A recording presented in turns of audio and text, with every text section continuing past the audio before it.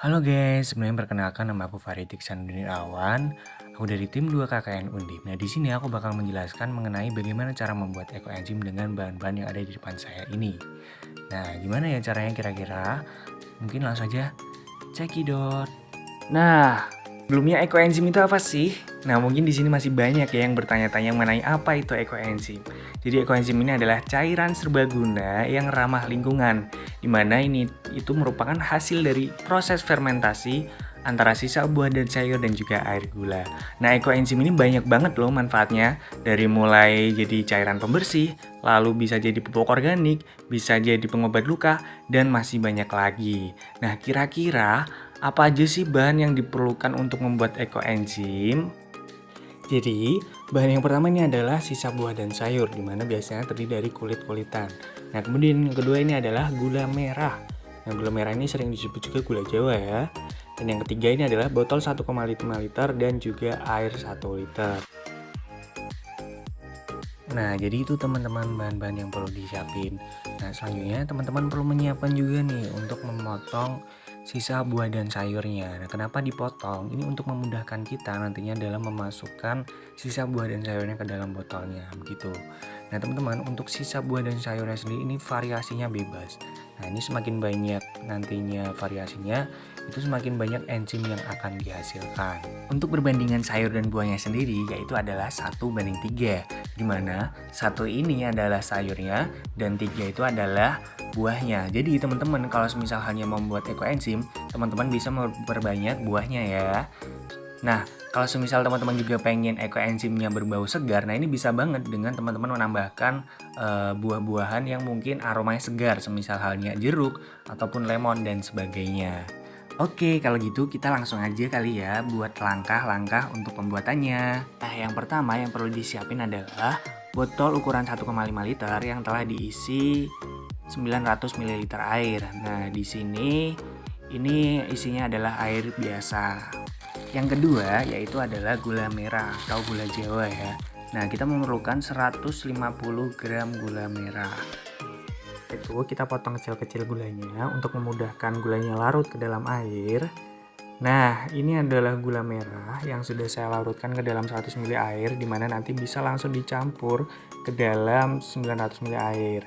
Nah, gula merah ini biasanya untuk 150 gram ini membutuhkan 3 bulatan gula merah. Seperti itu ya teman-teman. Yang ketiga adalah sisa buah dan sayur. Nah, ini terdiri dari beberapa macam ya, ada kulit pisang, lalu ada kol dan juga lain sebagainya. Nah, ini untuk sayurannya dan juga buah-buahnya ini kita potong-potong terlebih dahulu ya, yang sudah tadi saya jelaskan juga di awal. Setelah potong-potong dan jadi seperti ini.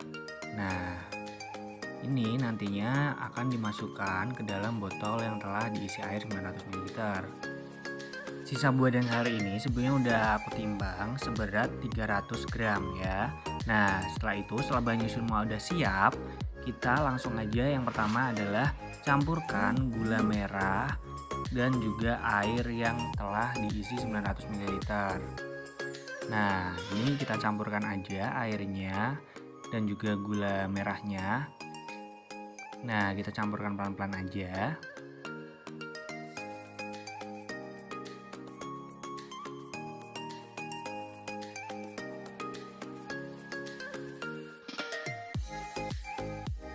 Oke, setelah semuanya masuk ke dalam botol gula merahnya, selanjutnya adalah kita tutup botolnya terlebih dahulu, teman-teman.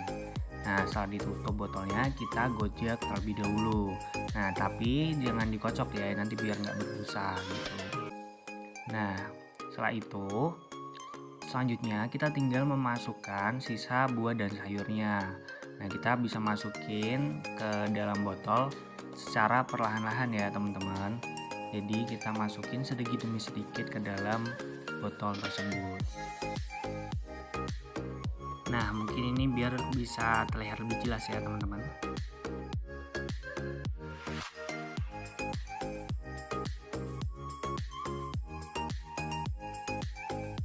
Nah, untuk memasukkannya ini kita memang harus secara perlahan ya teman-teman. Jadi sedikit demi sedikit ini kita masukkan pelan-pelan.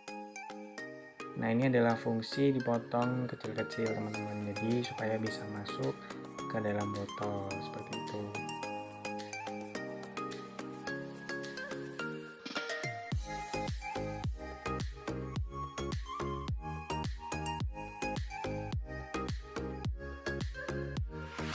Nah, jadi ini udah selesai buat proses pembuatannya teman-teman.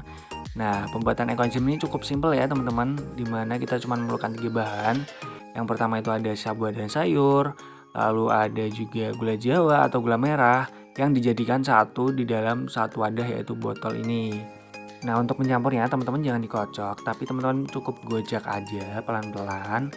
Nah, lalu juga harus ditutup dengan rapat ya teman-teman. Selain itu, selama 1 bulan pertama, teman-teman bisa membuka tutup botolnya seperti ini. Nah, ini selama 1 bulan pertama, di setiap harinya teman-teman bisa membuka supaya gas yang ada di dalam ekoenzim ini bisa keluar. Nah, teman-teman tinggal nunggu 3 bulan deh. Setelah 3 bulan, teman-teman bisa saring dan juga panen ekoenzimnya. Oke, mungkin itu tutorial dari saya. Semoga bermanfaat. Bye-bye.